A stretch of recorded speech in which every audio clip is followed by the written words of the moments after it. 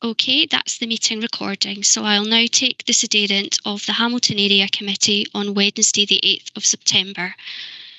Councillor Burns? Councillor Callaghan? I can see that we have Councillor Carmichael present. Do we have Councillor Chalmers? No.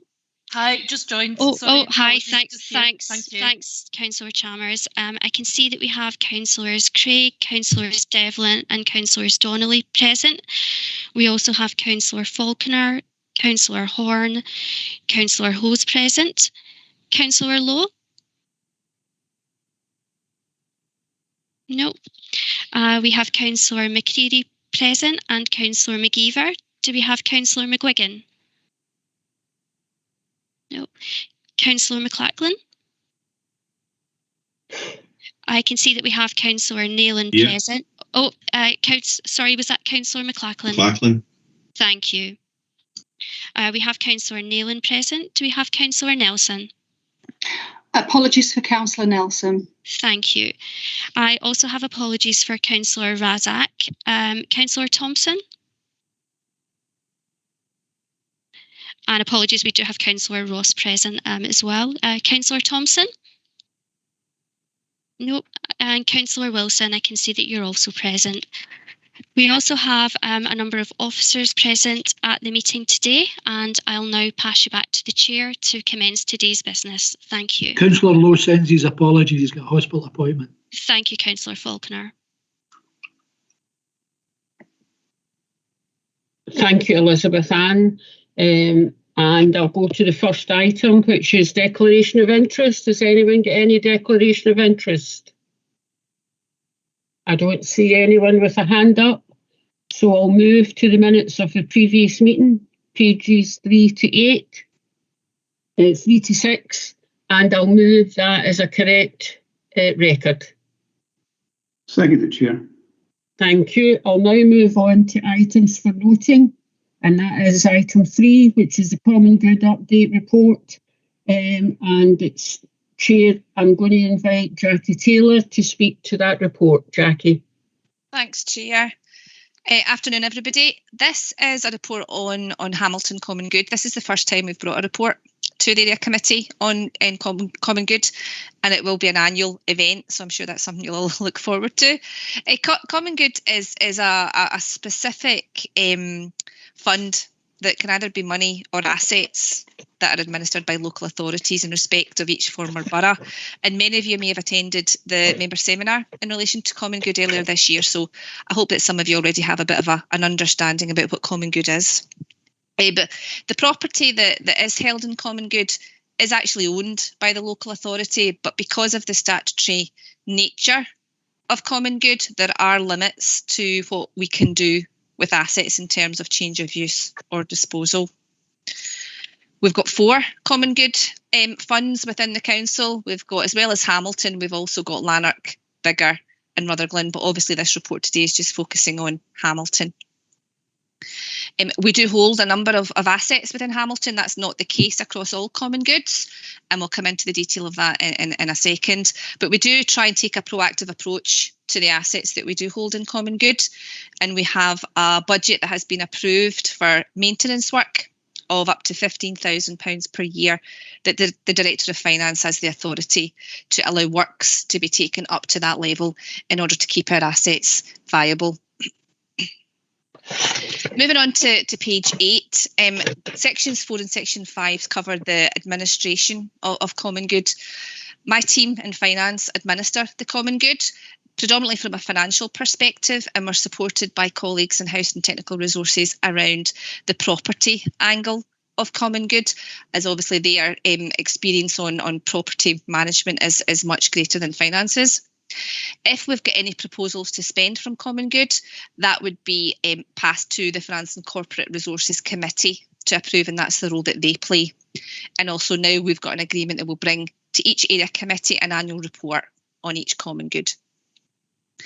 Section 6 covers the annual accounts for Hamilton Common Good, and this relates to the last financial year, so that's 2020-21.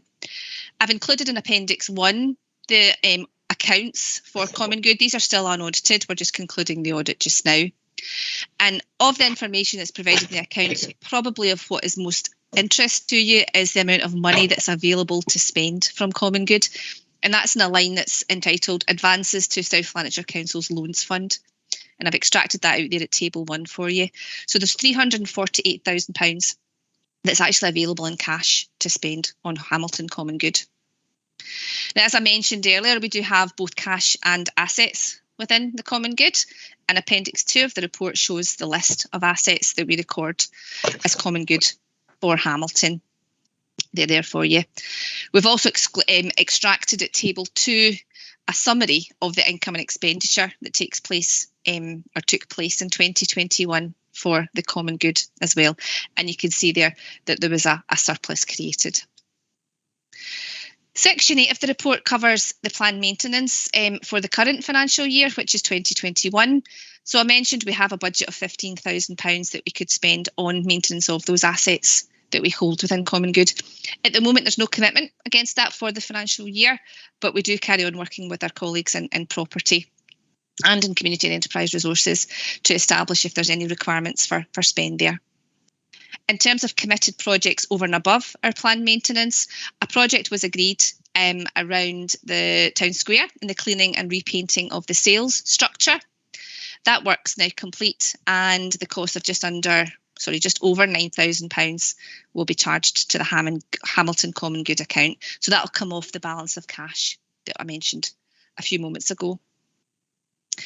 Part of the arrangements around Common Good is that we have to consult if there's any change of use of an asset or if we're looking to sell an asset.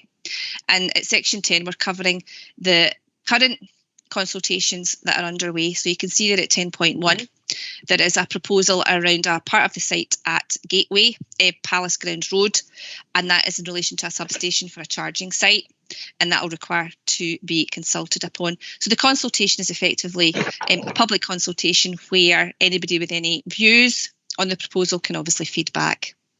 In terms of change of use at 10.2, there was a consultation in relation to the Vogue Bingo Hall and cinema around the change of use for that site for a development of 23 1 and 2 bedroom flats that had already been to executive committee in terms of the plans there and approved. That consultation received no responses. And then over at 10.3, there's a further consultation that is planned around a couple of sites that would be designated as local nature reserves. And again, because that is deemed as a change of use, that would have to undergo consultation as well. Now, all the local members in Hamilton will receive a notification of that consultation for your information as well. So that's probably what I would highlight from the report. Chair, the report is for noting, but I'd be happy to take any questions from anyone. If I don't have an answer today, I can definitely take it away and come back in due course. Thanks. Thank you very much, Jackie. That was quite full. Does anyone have any questions they would like to pose to Jackie at this moment? I see Lynn has got her hand up. Thank you, Jack. Jackie, can you, if you're able to, can you just remind me, where are the two proposed nature reserves? I knew you were going to ask me that, and it was something that I did have to hand. I feel as I've been told it once, but actually I'm thinking I can't actually think where they are. No, if any chance. Sorry, I'm going to have to come back to you on that, and I know that's a pretty poor one, but I will come. Oh no, that's absolutely fine. I'll tell you what though, if you could supply a map with it as well. I'm not asking for much, am I? Sorry. Thank you. I'll see if I can get that for you. Thanks. Thanks. I know there was one up in my ward. There's one proposed as one of the nature trails, but I don't know, Lynn. So could everybody be furnished with that, Jackie? Absolutely, Councillor Donnelly, yes. I'll get that. That would be great. Alan, I see you've got your hand up. Yes, Chair, thanks a lot. Jackie, on page 9, 10, 10.1 and 10.2, we talk about consultation for the new lease arrangements. 10.2 talks about consolation in the Vogue Bingo Hall, which ended up going to a tenants association after we gave them £40,000 grants. But how are we getting into consultation? And that's really highlighted in 10.2. there were no responses to the consultation. How are we going in? Because we're not good at consultation. They seem to say everything's a consultation. And if we look back to the budget, less than 4% of the population in South Lanarkshire responded to the budget. And other consolations we've had in social work, where we go to a hall and its majority is filled with actual employees of the council. And social work then tell us, oh, they're actually service users. So how are we involving in the social work? I could also say, by the way, on the thing about the units with the leisure services, when we had a meeting with Michael McGlynn and David Smart, or whatever his name is, and they said they'd consult it in the halls and libraries. And I says, how did you consult in the libraries? Oh, we couldn't consult in the libraries because they were shut. And I pointed out that if you're a member of the library, we've got your name and address. So surely we could have sent out a consultation. And if people decide no to answer the consultation, that's quite within their right. But I think we need to get better at consultation, not just in this, and other things. Thanks, Jackie. That's okay. I can comment on the consultation in relation to common good. Obviously, this is a legal requirement for us to consult, so it's not even just a nice to have. It's an absolute. We've got to do it, and it's a relatively recent thing as well. It was through the Community Empowerment Act that obviously this was introduced, and one of the first jobs we had to do was consult on the assets that we hold as common good. The assets that we hold have been on the books way before South Lanarkshire Council. The kind of Demitting authorities recorded the assets. So one of the first jobs was to ask if anybody, and I literally mean anybody, had any opinion or view on whether that list was correct or accurate. Following that, what we now have to do is if there's any change of use or sale of an asset, we do have to do that consultation. So there are legal obligations that we have to abide by in terms of advertising. What we've also done is try to send notification of the consultation to local members, local groups, to make sure that we're targeting as many people as possible. But there's always improvements we can make, Councillor Faulkner, and we try at every turn to make sure that we're targeting as many people as we possibly can. These consultations are as wide as everybody, has a chance, or if they want to, they've got a chance to come back and say yea or nay on whether they agree with it or not. So we'll keep chipping away, Alan, to make sure that we can make sure people see this. I can't make them respond, obviously, but we need to make sure that they're out there. Okay, thanks, Jackie. Thanks, Chair. Cheers. Thanks, Alan. And I think the important thing is this is a legal requirement, Jackie, as you said, yep. So we must do it. Yep, absolutely. And it is within people's prerogative whether they want to participate. But hopefully they'll get more and more involved as they see things going forward. So, right, no one else wanting to come in? I'll move on to item 4, which is the participatory budgeting, the community and enterprise resources, the footpaths and roads, pages 13 to 24. And I'm going to invite Alistair McKinnon and Grant Newbiggins to speak to this paper. Who wants to go first? Hi, Councillor. If it's okay, I'll go first. Yes. Yeah. Okay, good afternoon, councillors. For anyone that doesn't know me, my name's Grant Newbigger. I'm the Roads Area Manager for Clydesdale and Hamilton, and I'll take you through the paper this afternoon. The purpose of the report is to advise the Area Committee of the outcome and level of engagement for the participatory budgeting PBE consultation exercise to identify £2 million of footway and road projects. The committee is asked to approve the following recommendations. The outcome and level of engagement for the PB consultation exercise to identify £2 million of footway and road projects is set out in Appendix 2 be noted, and also to look at the initial and potential learning points to develop future consultation exercises and forthcoming communications. By way of background, members will be aware that as part of agreeing the budget, an additional £2 million was allocated to support footway and road improvements. This investment would continue the Council's commitment to prioritise investment in roads, infrastructure and footways, including those within parks.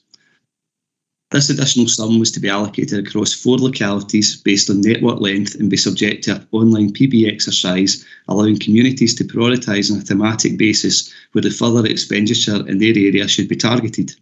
The resulting programme of works was informed by the Road Condition Index and footway conditions information held within the road service. It was considered appropriate that the funding would be split 75% towards footway and footpath improvements and 25% towards carriageway, with works to be implemented this financial year. I'll draw your attention to the table under item 3.4, which details the split of the funding based on the share ratio. To address concerns that the vote could be dominated by larger population centres or organised communities and using learning from national PB pilots, the process was organised using the following thematic options rather than specific locations. So in terms of footways, the themes we used and asked the public to vote on were to resurface footways in residential areas, upgrade town centre pavements, resurface footways in cemeteries, resurface footways in parks, sports, cultural and recreational areas, resurface footways in country parks, and finally to resurface footways in general open spaces and amenity areas. In terms of the road themes, the themes we asked the public to vote on was to resurface main roads, minor roads, roads in residential areas, roads and car parks in cemeteries, roads and car parks in sports and cultural and recreational areas, roads and car parks in country parks, and finally roads and car parks in general open spaces and amenity areas. The consultation ran between the 27th of April and the 11th of May 2021 and was promoted via the Council's website, social media channels and third sector networks. The top themes were determined by the total votes cast in each area for footway and carriageways. Rather than only having a single winning theme, the available funding was allocated across the two most popular themes, with 75% of the funding being allocated to the top scoring theme and 25% to the second scoring theme. I'll draw your attention to the table under item 4.4, which details the results of the vote for the roads share. For Hamilton, first place was to resurface main roads, and second place was to resurface roads in residential areas. I'll also draw your attention to the table under 4.5, which details the results of the footway and footpath vote. Within Hamilton, first place was to resurface footpaths in residential areas, and second place was to resurface footpaths in country parks. In line with the results of the vote, I'll bring your attention to the table under 5.1, which details the financial split based on the results of the vote. And you can see from that table the amount of funding that has been allocated to each theme. Appendix 2 of the report sets out specific locations where works will be undertaken within the extents of the public road and footway network.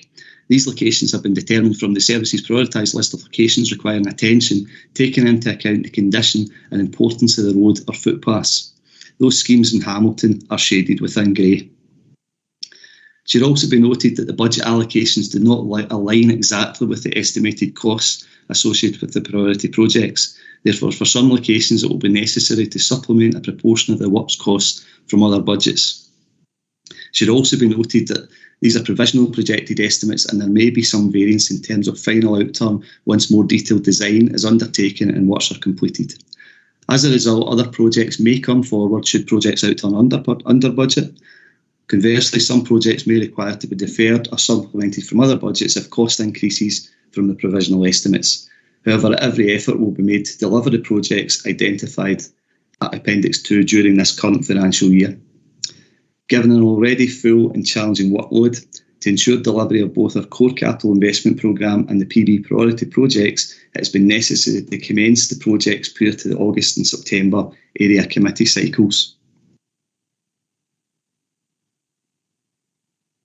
Operating the first mainstream PB process across the Council has identified several learning points to be considered as the process develops further. A minimum voting period of 6 weeks should become standard to ensure all groups can align their meeting schedules with the process. Through this process, we used a cookie which embedded itself into a voting device so that the device would only be allowed to vote once to maintain the integrity of the voting process. Issues were raised around some households only having one device, and this possibly restricting potential participants. This point needs to be considered to ensure we find a balance between vote integrity and digital exclusion. Consideration will also be given to paper voting, as it was found out that some residents may not have access to online surveys. The PB process was marketed primarily through networks and social media. Marketing of PB processes could perhaps also be developed further through face-to-face approaches to schools and public areas to increase awareness and participation within the vote. Elected members will be notified of any PB processes going live to assist in their role in encouraging participation. Costs are also anticipated in relation to future advertising of PB exercises and costs around administrative duties. Budgets will have to be identified for this. And just finally to say, there are no employee implications at this time. However, in terms of some of the matters emerging from the lessons learned section, additional resources in terms of budget may be required in future PB exercise. This, again, no financial implications currently, but again, with future PB exercises, we may need some additional funds to carry out the actual PB exercise. And there are no climate change or sustainability environmental implications associated with the paper. I'd like to thank you for your time this afternoon, and if there's any, happy to take any questions on the paper. Thank you. Thanks for that, Grant. I think being the first time that you have engaged in this exercise, I think it's good. What you have learned and that you have got learning outcomes coming from it, and hopefully we'll get better as we go along. But roads have not been involved in a PB before, so it's excellent that you've got some evidence going forward. Although we could say it could be, the figures could get better. Particularly, I noticed that it was like 900 and odd were women, and we maybe need to do a wee bit of work on the other, the other people to make a contribution to make their comments known in regards to roads. Also groups, because I get quite regularly, I'm sure other councillors regularly get groups in their local area talking about when is the pavements going to get resurfaced and things. So getting their involvement in the PB would be excellent as well. And it would be interesting to talk about how we go forward with making sure the groups have had a voice in the exercise going forward. Can I ask anyone else if they want to come in to Grant? I see John's got his hand up. And you come, John. Yes, thanks, Chair. I really welcome this first exercise in mainstream PB. As Grant said, it's a direct result of this administration getting together with other political parties in the budget and looking at how we can best do things for the people of South Lanarkshire. And I'm glad to see that we were able to put 2 million away for just such a purpose. It didn't include all political parties. I'm afraid that the Labour Party can take no kudos from this decision whatsoever. And in fact, we would have been able to take forward mainstream budgeting 3 years ago if it hadn't been for the obstacles put in front of us by the Labour Party. So I'm very happy that at last we've managed to get this forward, and I look forward to us taking many more PB decisions on the benefit of the people for South Lanarkshire. And I hope Labour will get with the policy at some time in the future. Thanks. Thank you, John. Maureen, I see you've got your hand up. Yeah, well, first of all, I would just like to say I didn't realise this was a political meeting, John. I thought this was an area committee. Don't start, please. You're the one that made it political by bringing the Labour Party. You were quick enough at jumping on different other things with the Labour Party. So please don't use that as a platform now, because there's an election coming in May.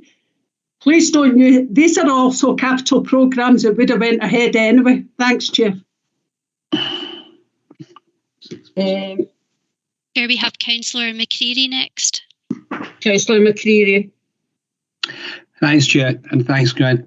My question really is, there were, I think if I understand it really, 1,245 people responded to the consultation. Could I ask what, and it may be there, I know Appendix 1's got a lot of numbers in it, what percentage of the possible respondents is that? In other words, how many people? We wouldn't expect everybody to respond, obviously, but what is 1,245 as a percentage of the population?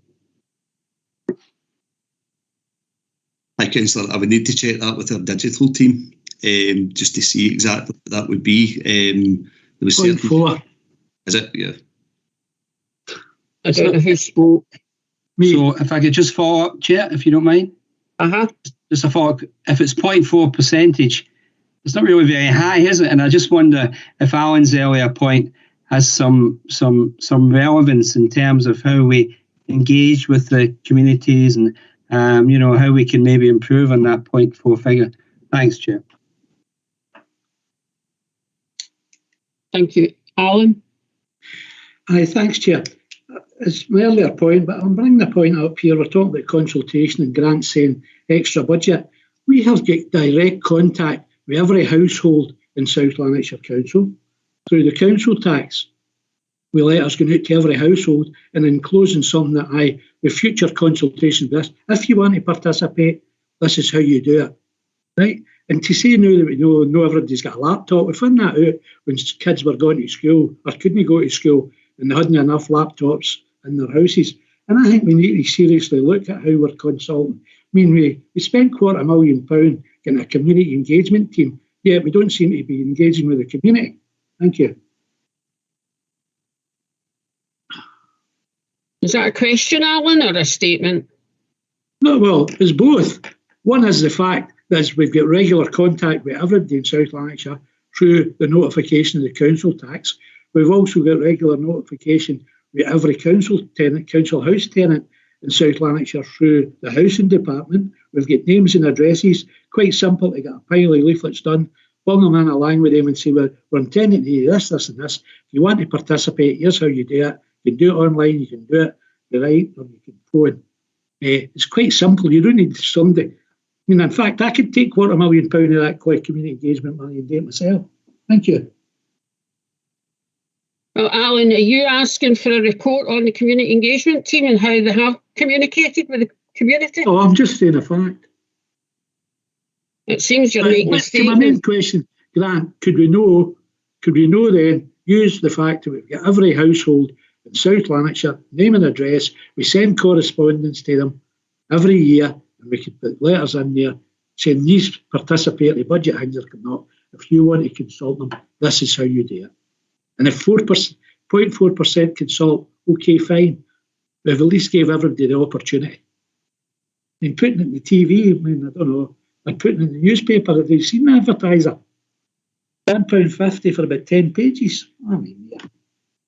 So, Grant, I'll just ask you if you think that's feasible. Grant.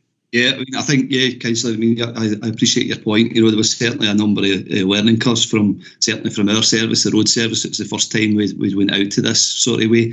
There's been a few learning points picked up, and whilst I fully appreciate, that not everyone has access to digital devices, I think we have recognised, that consideration will be given to possibly paper voting, as well the next time. Mm-hmm. I remember some of the most, we've not really done participatory budgeting within roads, but we have done some, quite good consultation over the years. I think back to the household survey when we did that, which formed the basis for, a lot of our recent road investment. We got great value back from that. So lessons have been learned, and I would hope that if we go to another PB exercise, that we can look at a number of measures so we can increase that participation. Get the view of everyone that lives within South Lanarkshire, from young up to old. So. Thanks, Grant. Thanks, Chair. I think one of the points that you are making, Grant, is once people become familiar with using participatory budgeting money on certain items, that they have a say and their voice is being counted, and they can have a big say, that voice will get stronger. At the moment, people maybe haven't always felt that they had the voice, but now that we are giving them that voice through the council, then hopefully that will grow. And we can encourage that as councillors. That's one of our roles, to encourage that participation within our wards. And I'm sure everyone on the Hamilton Area Committee would be doing that. Lynn, were you wanting to come in? Yes, thank you, Chair. I've just got a couple of questions for you, Grant, if that's all right. The first one is, when are these works likely to start? I've received notification for, I think it was Low Patrick Street, to be the carriageway to be resurfaced. So is that part of it, or is that something separate? When are they likely to start, if not? And the second question is, I see that footpaths in country parks are down. Will that include footpaths in the nature reserves as well? Thank you. Thank you, Lynn. Grant? Okay, thanks. I'll come in the first question, and Alistair can probably answer the second one for you. Yes, Low Patrick Street is part of it. We did have to, because of the timescales associated with the PB exercise, we did have to, start programming a lot of the works to get them carried out, hopefully this side of the winter, if not, during the first part of the winter. So yes, a lot of them are our planning programme just now. Alistair's there; he'll be able to answer this. I was just going to bring him in. Alistair, do you want to make a contribution? Hi, thanks, Chair. As far as the question is concerned, the full 126,000 that's been identified through the exercise is going to Shatler Country Park.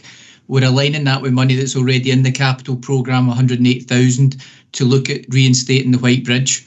We're away looking at design work as far as how we could reinstate that and the impact and the paths round about it. So this budget wouldn't contribute to any works on the local nature reserves. But there's another allocation of money that the council's just received, the Nature Restoration Fund, and we're looking to do some work under that budget heading in the local nature reserves, so we could cover some of that work under that area. Thank you, Chair. And I know when I was out walking, people are wanting that restoration in the White Bridge. There was a big increase of people wanting that to take place. So, yeah. Does that answer your question, Lynn? Can I just clarify, Chair, if that's all right? So, Grant, you're going to do Low Patrick and High Patrick Street, because I've got High Patrick on the list, but I've been notified about Low Patrick Street. Yes, we have got High Patrick. Low Patrick will be out of one of our other budgets. Yeah. Thank you. And Alistair, can I ask, when you're divvying up the other additional funding, if you could consider the wooden bridge that gets burned regularly in the Airnock Nature Reserve, please? Yeah. Thank you. Okay, just we'll do it. Thank you for that, Lynn. I know Chris McGinley does a lot of watching on that watch. Anyone else wanting to come in? We have Councillor McGuigan, Chair. All right. Oh, sorry, Sorry, I haven't seen you, Jim. Right, in you come. And Andy's got his hand up, so... Can I just say, Mary, that just to concur with what you were saying, that as this participatory budgeting proceeds, people will actually then begin to consider that they themselves have a voice in determining expenditure on their own local areas, and I think that you will then see an increase in the number of people taking part. It's a bit unfortunate that the consultation took place during the pandemic situation that we've had, and that's obviously not been very helpful. And I would tend to agree with Alan with regards to the fact that 4% is quite low. But what I've also got to consider is that over the period of 2007 to 2017, when Alan's party were actually in position, that consultation was mentioned, but we didn't actually get the figures as to what the consultation was. At least the figures are actually being put up front now. and that we're able to see how things are progressing or otherwise. So, you know, I don't think that Alan had any positive feed-in to the consultation action when he was actually in a position of power and also determining change. So, you know, I take what you're saying, Alan, but please, that you had your chance over the last 10 years and it didn't happen. Okay, can I bring Josh Wilson in now? Thank you, Mary, and I welcome this report too. I think it's important to say, not to get overtly political, but the administration have been trying to introduce mainstream participatory budgeting for the majority of this council term. So I think this is an important milestone on our journey towards empowering the communities that we represent. I think it's also, as Jim alluded to there, important to note how far that we've come in terms of consultations. I can actually remember the first budget consultation that I was involved in, and I think we received 6 responses from the community. So we have come a long way. We might not be there yet. Had we started this process when the administration had tried, I would imagine it would be a lot further along the way. And as Jim also alluded to, I think when people can see that they can actually shape council policy rather than just being a legal part of the process, I think more and more folk will start to become more engaged. So I welcome it. I think it's good news, and I think it's an important milestone. Thank you for that, Josh. Andy, I think you wanted to come in. Yeah, thanks, Chair. And I do apologise if I cut across you. My apologies. Not at all. It's all right. Firstly, my comments and questions are going to be non-political, right? Grant, just look at the papers in front of me. I noticed that Larkhall seems to have been forgotten in this additional funding regarding footpaths. And my second question is, just for my own benefit, what area do we come under? Is it Clydesdale or is it Hamilton? Thank you. Hi, Councillor. You come under Hamilton. You definitely come under Hamilton. And what we've tried to do is, from our current list of carriageway priorities or footway priorities that are scored, we have tried to allocate the budget that we had for PB. We've tried to pick the schemes that fitted in best with the values, but also with the priority on the priority list as well, to make sure we were still getting that engineering judgment, certainly behind where the money needs to go first. I appreciate, that certainly in the Larkhall area, like many areas, the pressures on the condition of the footway network are very similar across the board, but certainly the schemes were based on our current list of schemes determined by current condition and road condition index. So I can assure you there was still a good bit of technical expertise put into deciding what schemes were done in first instance. Okay, thank you very much for that. As long as you don't forget us next time round. Yes, Mary, I'm saying thanks very much for that, but I hope you won't forget us the next time round, Grant. Take care. Thanking you. Thank you. Hi, Chair. We have Councillor McGeever next. Councillor McGeever. Thanks very much, Chair. I'm always glad to see an extra £500,000 spent in Hamilton footways, but I think everyone will know, that really it's a bit of a drop in the ocean, and that in future, all of us as councillors have to be really trying to find ways to put more money towards footpath repairs and maintenance, because I think it should be a priority, maybe more than it has been in the past. As for consultations, I don't want to rehash what others have said, but I think there is some merit in what Alan and others have said about the consultation is not reaching as many people as we'd hope. Now, at the same time, I also think there's merit in what Josh and others have said about improvements being made in that front. I know that this is not really any fault of officers. I've been involved in a previous life and trying to do public consultations. They are amazingly difficult to get MD to buy into unless it's a particular hot button local issue. So it's no easy. But what I would say, to try and be constructive and offer, some kind of outside perspective on it, is that when I've logged in to look at our consultations, I mean, the last one, I wish now I could remember what it was on, but the first question was, do you agree with the overall strategy set out in the document? Now, if that's the first question that we're asking people who are coming to us to try and share their views, then we're going wrong. That's not the right approach. That approach is always going to put people off, even people who are willing to engage with us and tell us what they think.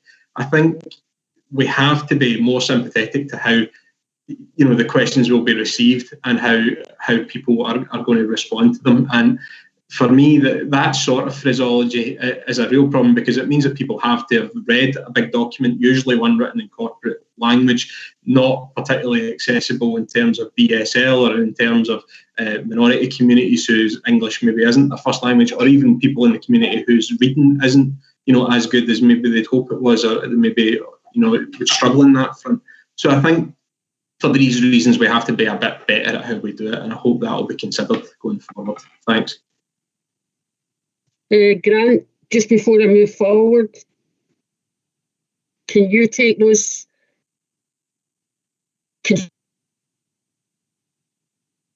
in terms of that they're people friendly? Sorry, Chair, you broke up there. I couldn't hear you.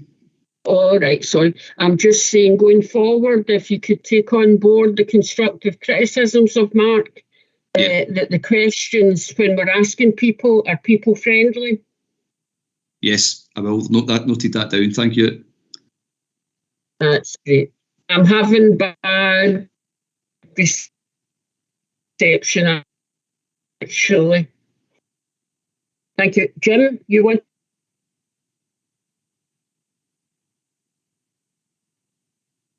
Okay, Chair. It was really just on the back of what Andy had been saying.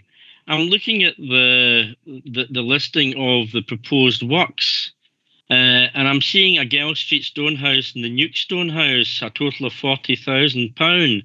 Now, correct me if I'm wrong, but there is no Stonehouse councillors on this committee.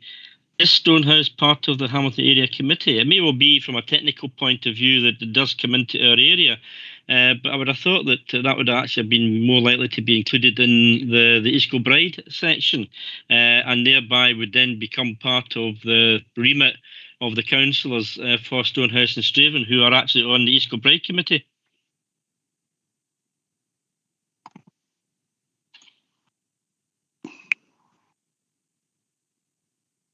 Hi, Councillor. Certainly the Stonehouse area is within our Hamilton operational area. That's part of the Hamilton team's remit in terms of maintenance. Chair, I'm sure that Andy would like the £40,000 spent in Lark Hall rather than Stonehouse, but then again, I'll leave that for Andy to challenge.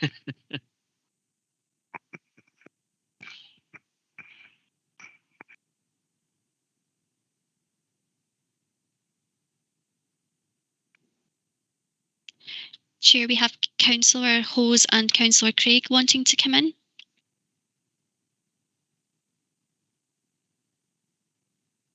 I think you're on mute, Mary. Peter invited you to come in, but I think I was on mute. Grant was before me, so I'll give way to Grant if he wants to come in. It's Grant. Okay. A couple of points. I was absolutely agree with Andy Carmichael.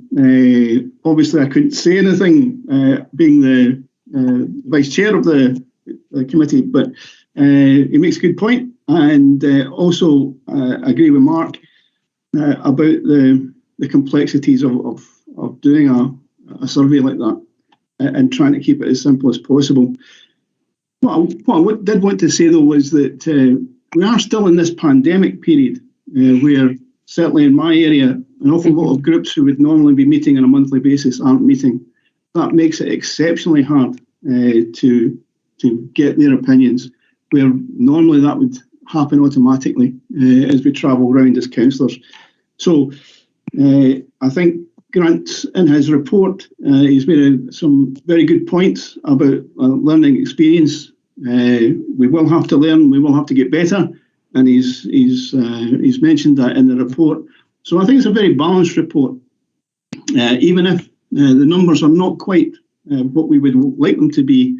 We have to persist, and with with Mark's comments on simplicity and engagement, I think we will get better at this. It's been my experience in the past that a lot of community groups were reaching the point where it was, why bother? Nobody's listening anyway. So I think we're in a different place now.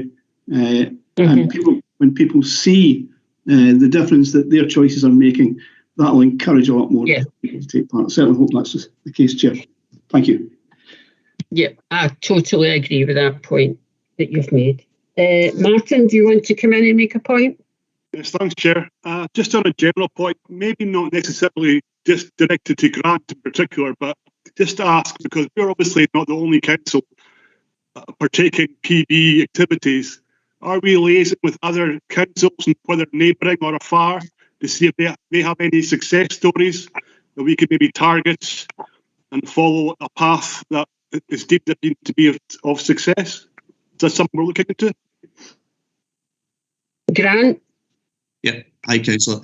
Yeah, I think during the first exercise, I know our digital teams did look at PB best practice that was out there, but I think, given that, more councils are engaging in this, I think if we go out again, it'd be worthwhile, certainly within we would probably do it in what we refer to our Scots community, which is the roads and transportation, see what other, roads authorities are doing out there to see how they've actually engaged with their stakeholders. So yes, we would definitely consider that next time. Good, thank you. Yeah, and I think that's a good point that you've made, Martin, going forward, because does anyone else get any points that they want to come in on? We have Councillor Chalmers, Chair, followed by Councillor Ross. Right, Maureen. Okay, I'll take Maureen and then I'll take John. Thanks, Chair. Just on that last point there, there's quite a lot of work goes on around PB across local authorities. Some of that takes place in the COSLA Community and Wellbeing Board that I represent our council on, and there's been quite a lot of seminars and workshops over the last 3.5 years building that up, and the Community Planning Network, which is Rhonda, who's the Community Engagement Manager, is part of. They have been sharing quite a lot of practice as well. So at a policy level and at a practice level, there's quite a lot of sharing.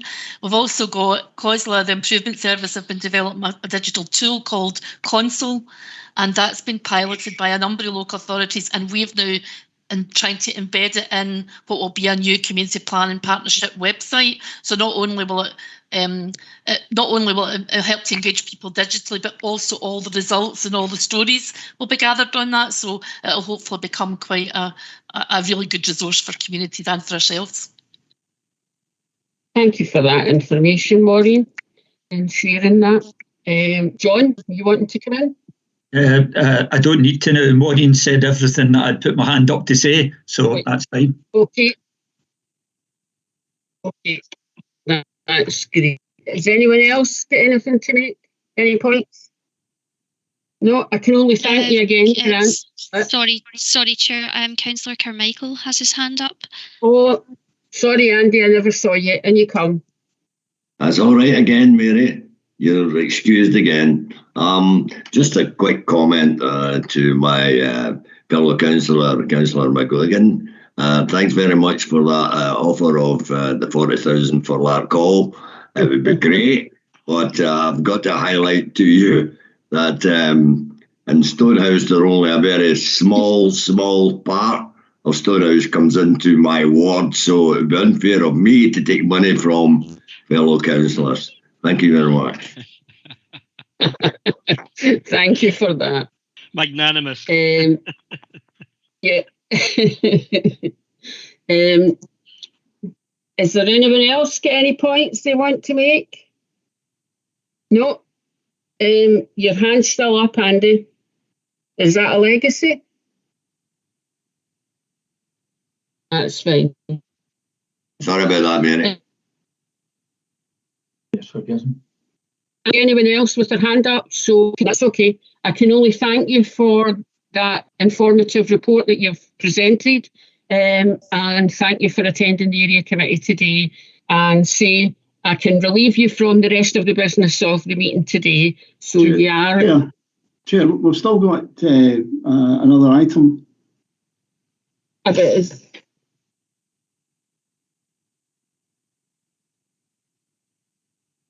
Are you talking about Yeah, we've got an item for decision and participating budgeting and education. But that's not grant. Not grant, no. Grant is present that. No. No. Is that okay, Peter? Yeah, we're finished on that item. Sorry, Chair. I thought you were going to shut down. Okay.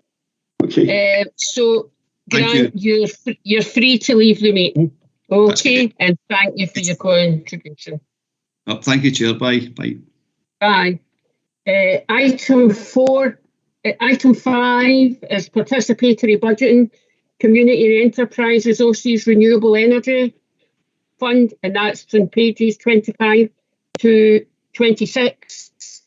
And I've got no officer able to speak to that report today, but so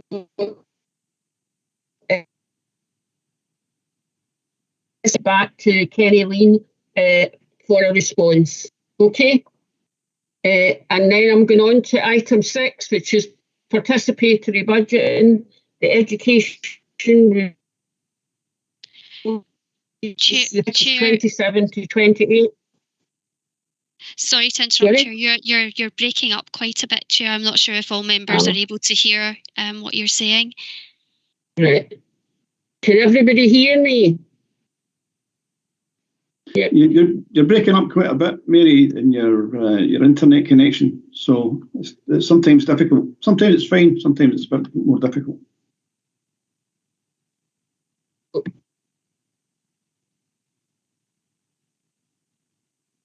If I take my camera off, would that be better? Yeah, that can help, Chair. Thank you. Okay, I'll try that, and just let me know, Elizabeth Ann, if that's not helping. Okay, will do.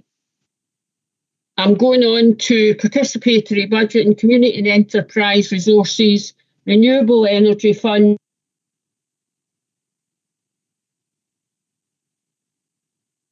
(25 to 26).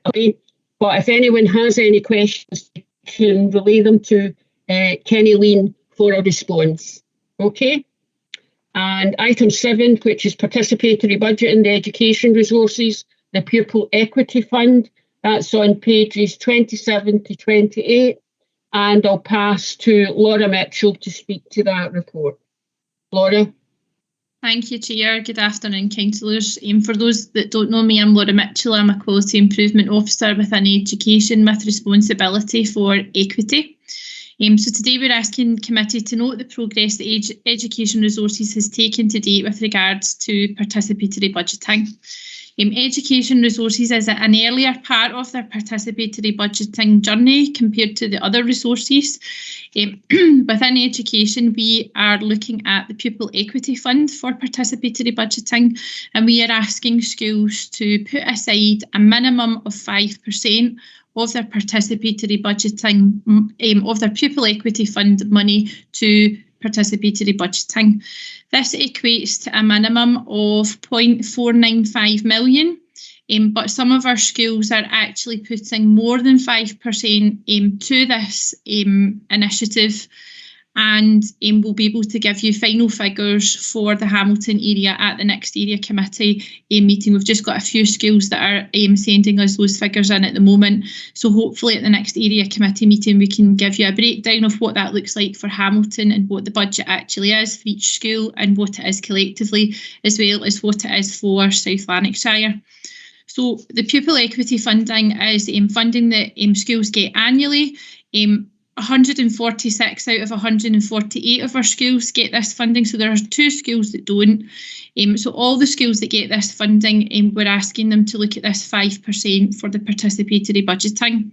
This funding is to support pupils affected by poverty and essentially to help close the poverty-related attainment gap. So the funding, despite the fact that we're looking at it in a participatory budgeting way, it does need to be spent within the realms of what the Scottish Government ask for this funding to be in. So there are some limitations about what the stakeholders can ask to spend this money on. It must be within the realms of the operational guidance sent by the Scottish Government. So on the 27th of April, head teachers were briefed on the participatory budgeting process and taken through an initial PowerPoint presentation which outlined the expectations and timescales and signposted them to resources for this activity. The head teachers then identified a staff member to lead this within their school, and we then did further training with our participatory budgeting leads in each school. So we ran one on the 6th of May and a further session was delivered on the 25th of August. These were recorded and are available on the SLC Squared site for staff members to refer to and go back to. And they can access this through the GLOW, which is a kind of education resources platform. There's also been a Microsoft Teams page set up for our participatory budgeting leads, which supports this and gives the leads ideas. It gives them an opportunity to share some good practice, which we've been seeing quite a lot of activity on the Teams page this week. And hopefully we'll be able to capture some of that good practice and bring some case studies to the table at the future area committee meetings. So schools are currently setting up a participatory budgeting group, which consists of pupils and parents and carers and a few staff members. These groups are then consulting with all stakeholders within the school community to come up with some ideas about what they would like to spend this 5% on. Following that, they'll come up with their top 3 or 5 options, and then it will go out to a vote across all stakeholders. We're encouraging all schools to make sure that all school pupils have got the opportunity to vote, all parents and carers of pupils who attend the school have got the opportunity to vote, and that all school staff have also got the opportunity to vote. So that's in the process at the moment, and we're supporting schools with that as we speak. This voting process will be tied up by the 8th of October. So at that point, all schools should have reported to us what the vote has been within their school, and we will collate that so that we can, at future area committee meetings, we can tell you what the results of that is on a school by school basis, and we can also pull a collation for the Hamilton area and for South Lanarkshire. So now welcome any questions. Happy to take any questions. Thank you for the innovative report, Laura. I'll ask the children within our school community participating and showing a very much a lead in how to get involved in taking decisions using the participatory budgeting way. So this is just amazing for me, and schools are really excited about it. They are. They're really enjoying the really looking forward to hear comes at the. Yeah. I'm getting excited. So I'm really looking forward to those reports coming back to the Hamilton Area Committee, and I'm sure it's going to let others know how the participatory budgeting can work in the interests of who it's supposed to be working for. So, but no further ado, I'm going to bring people in because the people have got their hands up. So I've got John Ross. Thanks, Chair. It was just to... John, I'll bring you in. Thanks, Chair. It was just to say that I attended 2 parent-teacher committees last night, and it was an item on the agenda for both.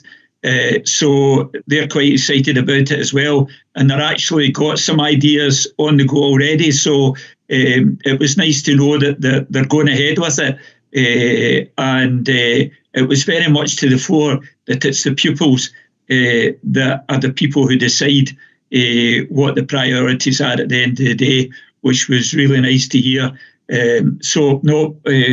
All power to your elbow. I think it'll be great. and it's nice to know that they're also going to share best practice in this. So smashing, it was nice to hear it going ahead so quickly from the time that you've done it. Thanks very much. Thanks, Councillor. Thank you, John. Anyone else wanting to come in and make a comment or we have Councillor Nayland, Chair. Lynn, in you come. Thank you, Chair. In terms of outcome from spending PEF on through participatory budgeting in an attempt to close the attainment gap, when will the results be reported back to this committee? Because it's kind of a hard thing to measure, separating the spending of PEF by head teachers and the 5% plus being spent through participatory budgeting. How are you going to actually measure which has made the difference, and when will the results be reported back to committee? Thank you. Yeah, that's a good question. So the 5%, we are asking, although schools have got scope to use that 5% in whatever way they want to, providing it is in line with the guidance, the operational guidance from the Scottish Government. We have made the suggestion to schools that they use that 5% for things like cost of the school day, which is a kind of subset of PEF that is usually used within our schools. And also there's quite a lot of options there for what the spend is within that. So there's quite a lot of things that the pupils and the parents can come up with within cost of the school day. So in terms of reporting the impact of that, if schools, for example, used cost of the school day for their 5%, they would report that through an impact report. So we get, for the Pupil Equity Fund, we ask schools to report on the impact of their pupil equity funding. We do a mid-report at the end of November, beginning of December, and we do a final report in June. And they have to report on what the impact of that is. So within that impact report, there will be a section on cost of the school day or whatever they have decided to do within their participatory budgeting. So the impacts certainly we'll be able to report on much later in the year, probably nearer at the end of the academic year. But certainly before that, we would know what the plans are, and the schools, we would be working with the schools to make sure that they've got clear outcomes and measures in place so that they know what the intended impact is, and that they're measuring that along the way to make sure that they get that. Thanks for that, Laura. Can I ask a supplementary? Can I ask a supplementary, Mary? Yeah. Would it be fair to say? Thank you. Would it be fair to say that the impact may not actually be seen at the end of this year? It may be further down the line. The point I'm trying to make is it's going to be incredibly difficult to measure. Yeah, and that's why we ask schools to look at a range of measures. So we've got qualitative measures and quantitative measures. So for this, some of the things that the schools are looking at, they will be softer measures, and it might be small indications with a view that there'll be further impact as time goes on. And hopefully the Pupil Equity Fund will continue. We've only got confirmation of that to the end of April. I think there's going to be a further iteration of that, and hopefully this is something that we can build on with schools, and the impact will come much greater. But I do take your point, Councillor Nayland, that depending what schools are focusing on, it might be difficult to do that at the end of the year. Thank you. Yeah. You happy with that, Lynn? Yeah. Has anyone else got any points? No further hands, Chair. No further hands. Okay. With that, Laura, I can only thank you for that very, very innovative and enlightening report that you've given, and I look forward to the further reports coming forward to the area committee. And thank you for your time today. You don't need to stay on. Okay. Thank you, Chair. Good afternoon, everyone. Thank you. Now that finishes all the items for noting, and I'm going on to items for decision. And number 7, which is the community grant applications. pages 29 to 32, and I'm going to take it in block and agree that report, agree the community grant applications is read. Can I have a seconder? I'll second it, Chair. Thank you. And I have no urgent business. So the meeting is going to be stopped recording, but